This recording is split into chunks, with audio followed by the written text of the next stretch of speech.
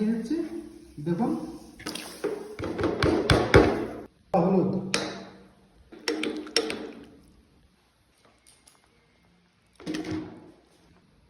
নমস্কার, আমি শঙ্কু। বন্ধুরা, আজকে একদম শর্টকাটে তোমাদেরকে একটা আমি সুন্দর একটা রেসিপি বানিয়ে দেখাবো। বন্ধুরা, মাছ তো সবাই খেয়েছো, কিন্তু একবার আমার স্টাইলে খেয়ে দেখো।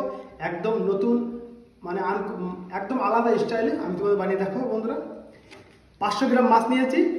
মাছটা আমি সিদ্ধ করে আজকে বানাবো রেসিপিটা। তো চলো আমরা চালু করি।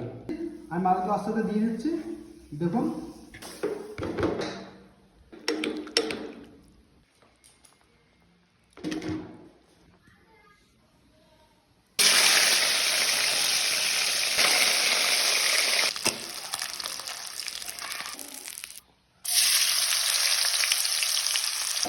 ঝাল দেবো, লঙ্কা, রসুন পেস্ট, হলুদ, পাউডার, কাশ্মীরি পাউডার, গরম মশলা